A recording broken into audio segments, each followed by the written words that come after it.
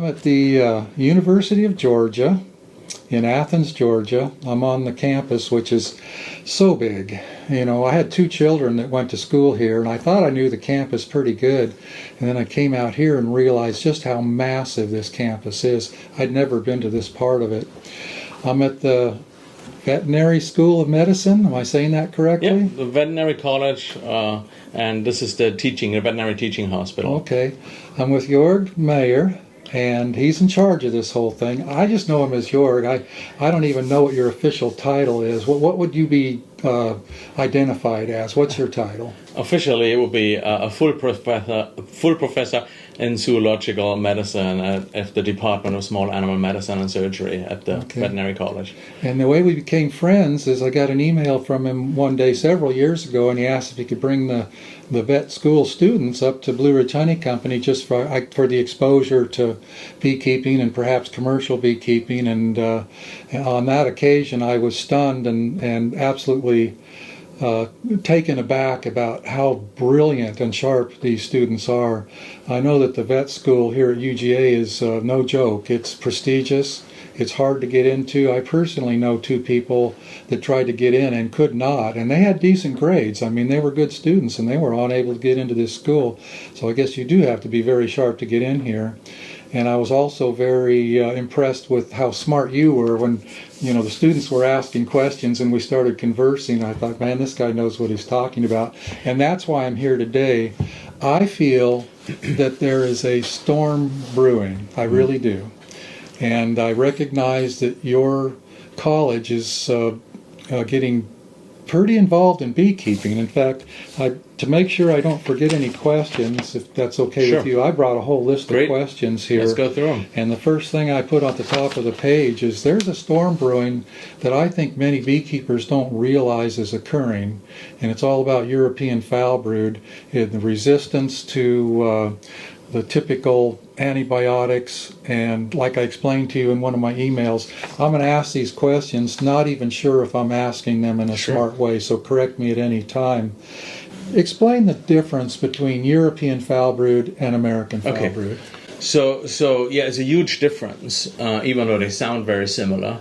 And again, the name has nothing to do with geographic location. The European Foulbrood is called European Foulbrood because it was first described in Europe, and the American Foulbrood was first described in America. So, but that doesn't mean that in Australia you don't see European Foulbrood or so it's ubiquitous. It's everywhere around the world. So, but this is just where those two names came from. So one of the biggest problems or differences between those two pathogens, both of them are bacteria. The European Foulbrood is a little bit easier to treat because it only exists in one form, and that's a living bacterium. So it needs water, it needs energy, and so that living bacteria can obviously be then combated with antibiotics, or the bees can actually can get rid of it themselves if we do the right management. The problem with the American Foulbrood that it actually presents in two different forms. So one of them, what we call a vegetative form. So it basically is the living bacteria again that needs water, that needs humidity, it needs nutrients, and then it repopulates and multiplies. But then if the situation becomes adverse for the bacteria, what they do, they actually develop spores. So kind of like the way how you would consider is kind of like maybe an egg or something like this. So it's kind of a spore. So it has everything that the bacteria needs, but it's a dormant stage. So if antibiotics are thrown at it, for example, all the vegetative form, the living bacteria will die, but the only thing that survives are the little spores. And those spores are incredibly resistant in the environment. And this explains why actually the authorized treatment, once it's confirmed, the state veterinarian will dig a hole for you, or you would have to dig a hole and burn everything, because that's one of the only ways how you can really get rid of those spores. The problem with it is that if once you have equipment contaminated with American Foulbrood, and you would potentially use the antibiotics, so you would kill those living bacteria, but it doesn't touch the spores. So even if you would let your equipment sit for 30 years, let it sit in the barn, and later you'll say, oh my God, I forgot about this equipment, or the grandson takes it over from grandpa and starts to raise bees again. Suddenly they wake up again because they realize the environment is good. They hatch out like an egg and create a problem again. And so this is a huge problem that we just can't eliminate it. So with EFB, European Foulbrood, what happens when maybe the bees die from European Foulbrood and the equipment rests over the winter? Is it still contaminated the next spring? No, usually not. It depends on, like, if it's humid, but usually those vegetative forms, they can't really survive that long. So desiccation or bringing it just out in the sunlight, UV sunlight is a really good form of disinfectant. So the European Foulbrood, you can literally clean up everything, versus with American Foulbrood you can't. Those spores will resist. Okay, so in the short term, let's say you have a colony that just died and you want to use the equipment again, and I'm going to ask a bunch of stupid questions, and just some of them I know the answer to, but I want to ask them anyway. Sure. Does freezing, does heat, does anything take care of these this European Foulbrood in the short term? Yes, you can. You can definitely disinfect your equipment for the European Foulbrood. So, like you said, heat, for example, is one. Just letting it sit aside. Obviously, physically, like maybe cleaning it out, something. So that bacteria is not super resistant. What temperature would neutralize it? Oh, it would be over, I would say, over 140 degrees, something like this. Hot. Yeah. So yeah, because you want to be sure. Because sometimes the problem is that most of the beekeeping equipment, the hives is an organic, sure. and so those bacteria can hide really well in all the small little nooks and stuff. So the thing is that one of the secrets to sterilizing something is also the exposure time. So it's the same with milk. You have ultra pasteurized milk, you have pasteurized milk, and so it depends on the temperature and the duration of how long the temperature has been exposed to it. So does freezing save it? In other words, if you freeze your equipment, does that keep it intact? No, the most bacteria can't survive freezing either. It cannot survive, because usually they're made out of water inside too. So if you freeze that water, so that will basically kill the bacteria. How long would you have to? I guess let's just throw out the idea of 0 degrees Fahrenheit. How long would you have to leave your equipment at that temperature to neutralize it? Oh, I would have to. I would have to get that. I would have to look that up. I'm sorry. I'm going to put you on the spot. That's all right. That's all right. But I mean, there is probably studies out there, so I don't want to say something wrong right now. Somebody has probably looked at that, how long it's needed. But my guess would be it wouldn't be that long. If you put it in the freezer for a couple of weeks, I guess it would be totally fine. Okay, what antibiotics are legal to use on European Foulbrood? So, it depends what you're talking. If somebody watches from Europe or from Canada or from the United States, the answer depends, right? Well, so in Europe, the answer is 0. So you cannot use any antibiotics, and that's when I talk to American beekeepers. I always say, you guys have it actually fairly good. You have a luxury here that a lot of beekeepers don't even have, because you are still allowed to use antibiotics. Because sometimes, especially with what I mentioned at the beginning, with the food animal industry and the food animal culture, if you look to Europe, you can actually see a lot of times a little bit of future to the United States. Right, yeah, I get that. Yeah. So because the regulation is much stricter in Europe, and then eventually it takes maybe 15 years before that same kind of regulation comes over to the United States, where they say, oh my God, they banned this antibiotic a long time ago because of worries about human health. So maybe we should do that too. So this is why I'm always saying, like, it's a luxury. So here in the United States, we have three. We have the tetracyclines, oxytetracycline, we have tylosin, and lincomycin. Okay, the three I mentioned. So, yes. And so in Canada, I think if I remember right, in Canada, only oxytetracycline is actually approved. For example, I'm from Europe, I'm from Germany, and that situation has been regulated much tighter in Europe, because what happened is that many years ago in human medicine they could actually trace deaths in hospitals back to food that has been contaminated with antibiotic, and so what happens is the bacteria become multi-drug resistant. And so if you overuse antibiotics or if you misuse them, you actually select for those bacteria that somehow can survive. They mutate constantly. The bacteria constantly repopulate, and so what happens is they sometimes have a genetic change, and that genetic change sometimes allows them to survive the antibiotic bath.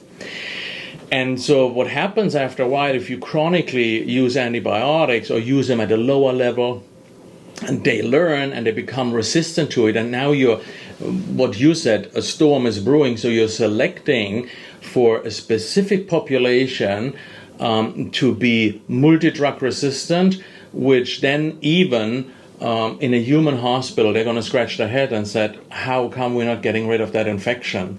And these bacteria wreak havoc. And I think absolutely, you're absolutely right. If we don't address this, we are kind of like in the beginning of it. I totally agree with you. Well, I'm one of the guilty people. I mean, when I went to work for a commercial beekeeper in 1981. Every commercial beekeeper I knew, it was just an industry standard: 2 doses of terramycin in the spring, 2 in the fall. End of problem. Don't worry about it. Yes. And we just did it. It was just the way I was taught, and I did it for decades. Yep. And in fact, Jesse's sitting on the other side of the camera here. We purchased almost $1,000 worth of terramycin not too long ago, and it's sitting in a cool spot at the shop. And suddenly we had kind of a light bulb moment. In fact, it was after talking to you. Honestly, I thought, this I may be doing the wrong thing here. And then you had taken some samples of beehives in the area and around the state of Georgia, and you told me something that was alarming, and that was that you were seeing resistance to all, not just terramycin, but all the legal antibiotics and some illegal antibiotics, and that the numbers, I forget the word you used, the numbers, the parts per billion or whatever, was absolutely off the charts. And I keep getting these comments from beekeepers in South Georgia and Florida, and we're fighting European Foulbrood with terramycin, and it's just not working anymore.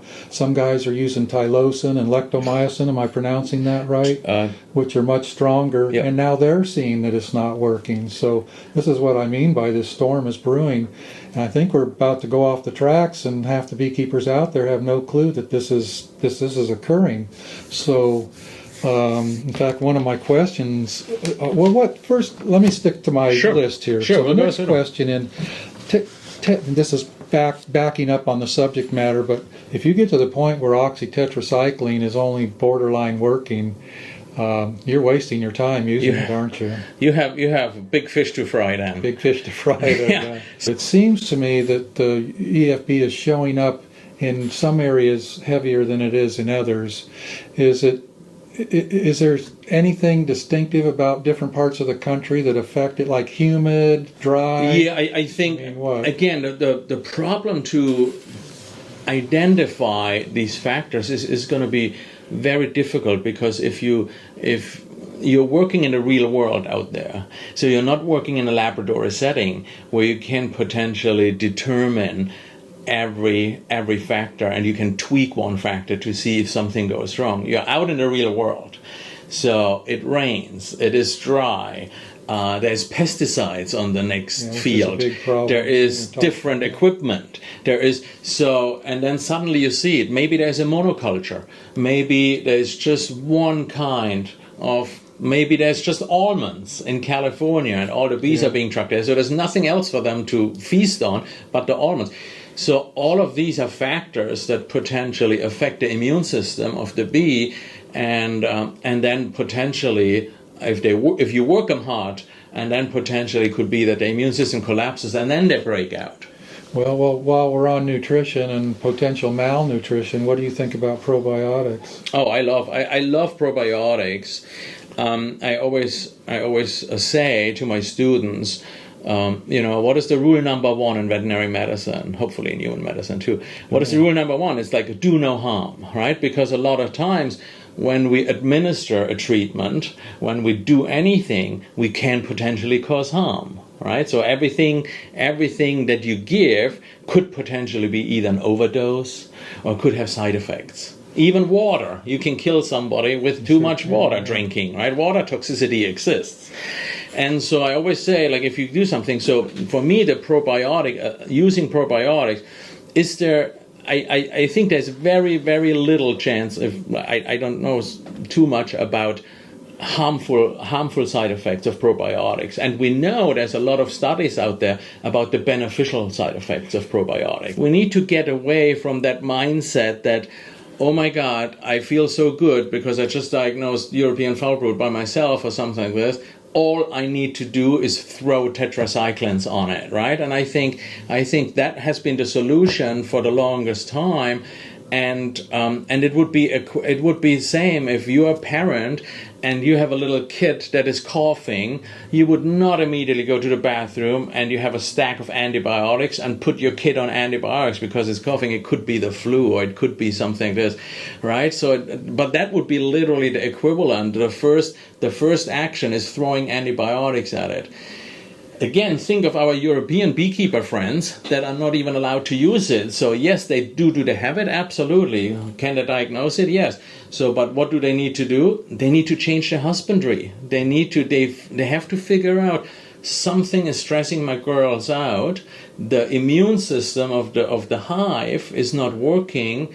I need to figure out how to get off this European Foulbrood, and I don't have the luxury to use antibiotics.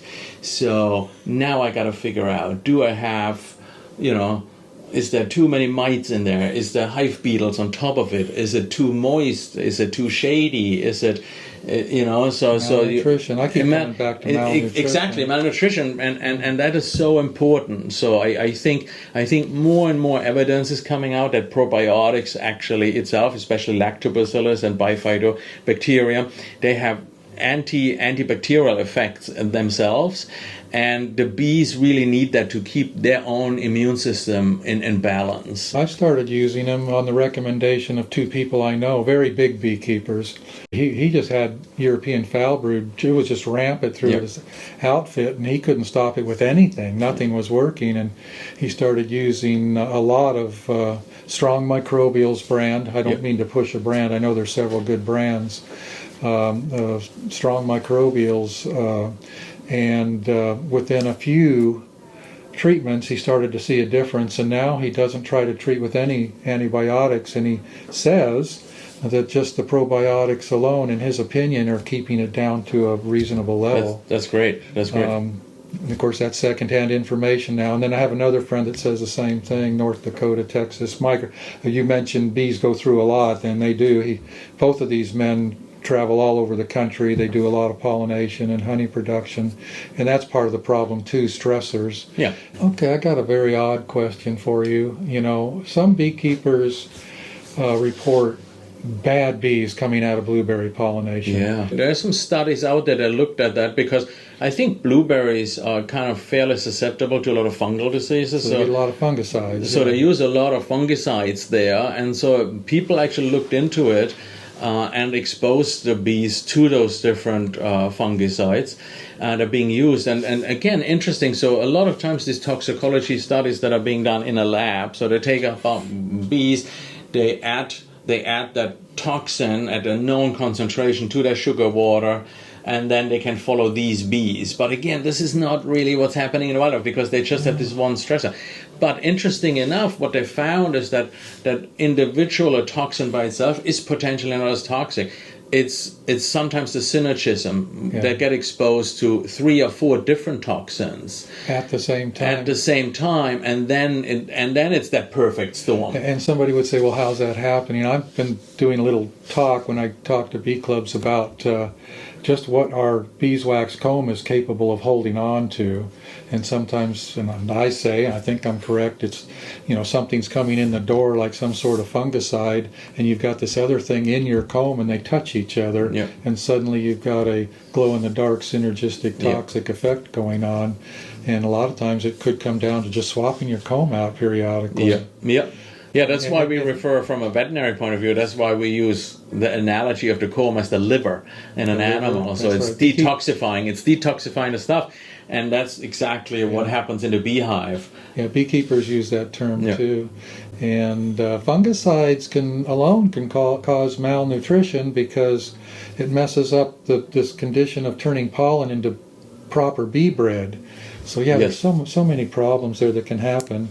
So we've been talking about nutrition and all this stuff, and maybe this is something you'd be against, but do you have any thoughts on the research that's been done on tea tree oil and camphor oil? There's a common compound in those two that seems to have an effect on European Foulbrood. Have you looked at that at all? Yeah. Actually, it's interesting. Camphor, you use camphor, and in some of that's actually, if you do a molecular analysis on propolis, you'll find a lot of times camphor in it. So that's really? Actually part of this. So the issue that I have is we have to be extremely careful. I'm going to go back to the zinc analogy in cough drops, all right? So a little bit of camphor oil is probably really good, and there's some scientific data supporting this that is good. The problem is that how much is good enough. So just because one cough drop with a little bit zinc in it is potentially good for immune system, that doesn't mean you should be eating 200 cough drops a day. So because then maybe you're pushing yourself into a zinc toxicity or something.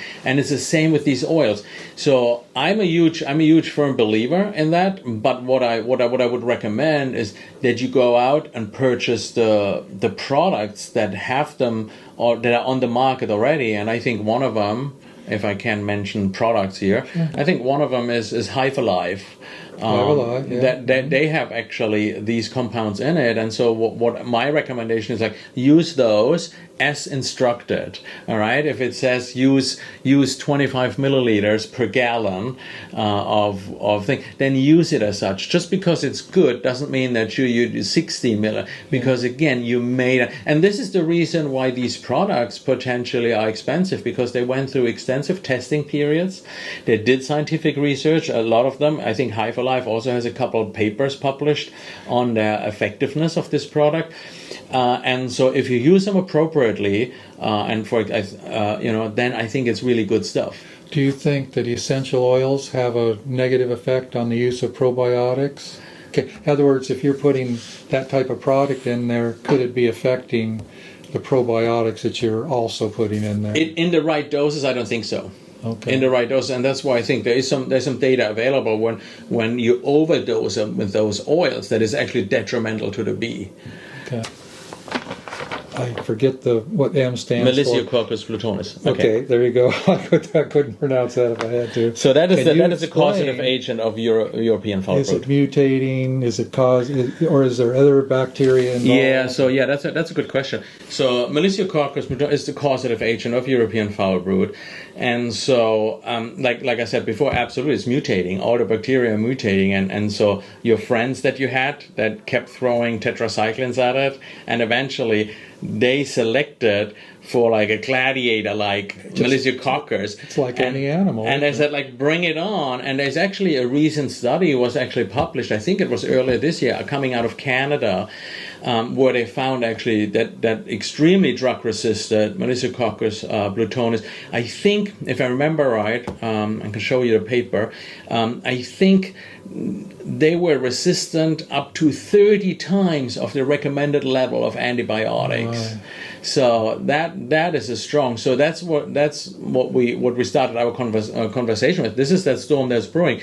That now you have a population that is 30 times resistant to the. And now guess if you throw 50 times. Eventually, you're gonna create a strain that is 50 times resistant. It'll just keep going and going. And so like I said, in certain parts of the country, so this is why, like I said, I think that publication from Canada, and that publication really expresses the urge, because they can already see in the future and can say, oh my God, this is going to spread like a wildfire.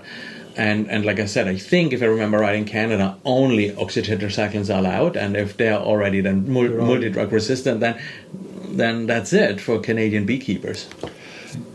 Well, that was a lot of interesting information. I'm going to put my version in a nutshell, and then I'm going to ask you to do the same thing. In a nutshell, I think you need good nutrition, not a monoculture. Yep. You need combs that aren't ancient, basically. I would say dry, high and dry, not in the shade, not in the moisture, not in the low valleys where the moisture hangs out. Perhaps the use of probiotics to enhance the immune system. Absolutely stay away from pesticides, fungicides if you can. I know we can't always, and occasionally we get exposed to them just by accident. What else? What am I forgetting, Jesse? I know I'm forgetting something. What would you put, in a nutshell, what would you tell a beekeeper to try to combat EFB without using antibiotics? So what we need to do, we need to be great farmers. We need to inspect the bees as frequently as we can. We got to detect problems early on. Once your colony breaks down, once your colony is really weak, that horse has left the barn, literally. So, and the more time you spend with your bees, the more you develop that kind of like extra sense that then suddenly oh, you know what? For that time of the year, that colony is a little bit light, or that queen should have a much better brood pattern, or something, right? So I think spend your time, invest a lot of time, not too much money. I always talk myself kind of like out of my own business. I say, I don't really want your time. I don't want your money. I want your time. You have to dedicate a lot of time with your bees, because then you develop that sixth sense, and then you can actually be proactive with all the stuff. You feed probiotics, feed stuff, because prevention is the key word. I think a really good farmer is not a farmer that has a great veterinarian at hand with a lot of antibiotics. A great farmer is a farmer that has a lot of preventative stuff. So preventing the disease from happening is the key to success. That would be my nutshell. American and the European Foulbrood. Do you guys study Nosema? You bring Nosema. Papers have actually shown that if you feed probiotics to your bees, they can deal with Nosema much better. Their survival rate is better. Yeah. So again, it's because I think their overall immune system is just better. Everything works as it should be, and then they can get rid or deal with Nosema much better. Yeah, I read one paper that said probiotics extends the longevity of individual bees. Yes. Mm-hmm. Are you going to have your students come again this year? I'm like the course always course runs in February, March. So yes, I'm planning. Last year there was a hiccup with our office. And I think there was a misunderstanding, so the course didn't happen last year. So that's why we didn't show up earlier this year, because usually I would have contacted you in February, March. But yeah, it's planned to happen again in 2024, and yeah, we'll definitely knock at your doors again. It is a joy to see them. Honestly, it's uplifting just to know that there are that type of brilliant students out there. I'm just I'm uplifted when they come to visit. I'm also equally impressed, because to be honest, all the students that work with the bees here, it's basically their free time, because we do most of the stuff on the weekends. We do most of the inspections on a Saturday and a Sunday. They don't get credit for it. They really do it for out of their own interest, and it is a lot of work, but they're organizing the honey sales, they're organizing lectures, they're organizing. So, and this is so much fun to work with them, because I know they're not doing it for any other motivation but their own willingness to learn and wanting to know something about the honeybee. And so that makes me happy. Always a great batch of kids. Anything else in ending this thing? I think. I mean, we hit on so many things. You have a lot to edit. Stuff, I have a lot to edit. Yeah. Yeah. Hopefully, there was some helpful stuff. Oh yeah, good stuff. Yeah. Well, thank you very Cool. much. Oh, I thank you for appreciate it. coming out. All It's an right. honor to be Okay. on your YouTube channel for sure.